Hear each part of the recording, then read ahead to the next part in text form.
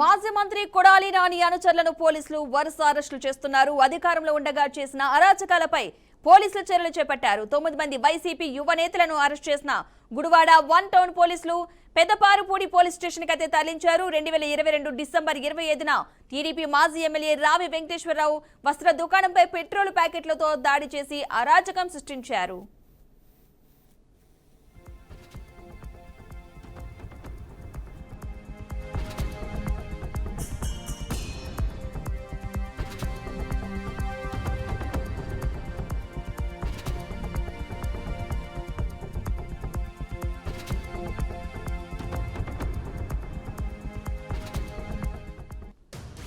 ఈ ఘటనలో ప్రధాన నిందితుడిగా ఉన్న మాజీ మంత్రి కొడాలి నాని ప్రధాన అనుచరుడు కాళీతో పాటు నీరుడు ప్రసాద్ పరారీలో ఉన్నారు. అరెస్ట్ అయిన వారిలో రాపాక పవన్ కుమార్, మెరుగుమాల ఉదయ్ కుమార్, కొండ్రు శ్రీకాంత్, నీరుడు భార్గవ్, శుంకర సతీష్, గొంటి అశోక్, రాజ్బోయిన తాండవ కృష్ణ, గొల్లా వెంకటేశ్వరరావు, పండేటి మోషే ఉన్నారు. ఇక వీరిని పెదపారుపూడి స్టేషన్ కైతే తరలించారు.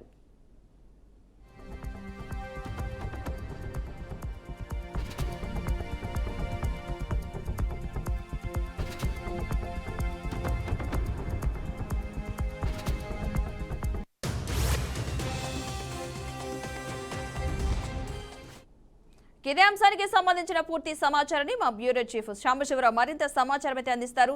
శాంబశివరావు చెప్పండి, దీనికి సంబంధించిన పూర్తి అప్డేట్స్ ఏంటి?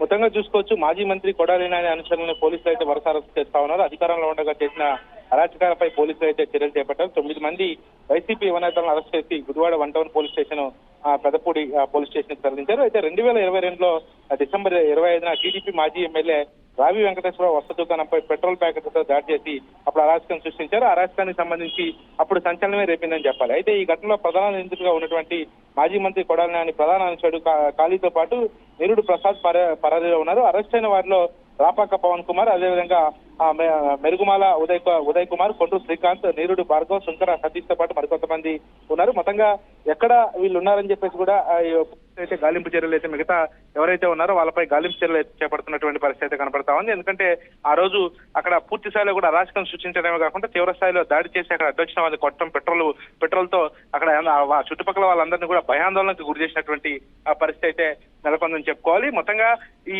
మొత్తం అక్కడ ఉన్నటువంటి ఈ యొక్క సంఘటనకు సంబంధించి అయితే రావి వెంకటేశ్వరరావు అప్పుడు పోలీసులకి ఫిర్యాదు చేయడం జరిగింది. కానీ గత ప్రభుత్వంలో వైసీపీ ప్రభుత్వం అధికారంలో ఉండడంతో అక్కడ ఉన్నటువంటి పోలీసులు కనీసం పట్టించుకున్న పాపన పోలేదు. కానీ ఇప్పుడు వచ్చే కూటమి ప్రభుత్వం వచ్చిన తర్వాత ఎవరైతే వైసీపీ గత ప్రభుత్వంలో ఎవరైతే అరాచకాలు సృష్టించారో వాళ్ళందరిపై కూడా చర్యలు తీసుకునే పనిలో పోలీసులు ఉన్నారు. అందులో భాగంగానే ఇప్పుడు కేసు చేసి ఒక్కొక్కరిని వైసీపీలో ఉన్నటువంటి కొంతమంది ఎవరైతే ఆ రోజు దాడులకు పాల్పడ్డారో వాళ్ళందరినీ కూడా అరెస్ట్ చేస్తూ ముందుకెళ్తున్నటువంటి పరిస్థితి ఉంది. అందులో భాగంగానే ఇప్పుడు కొంతమందిని అరెస్ట్ చేసేసి పోలీస్ స్టేషన్ కి తరలించారు. మరికొంతమంది కోసం పోలీసులు అయితే గాలింపు చర్యలు చేపడతా ఉన్నారు. Right, thank you Sambasivarao.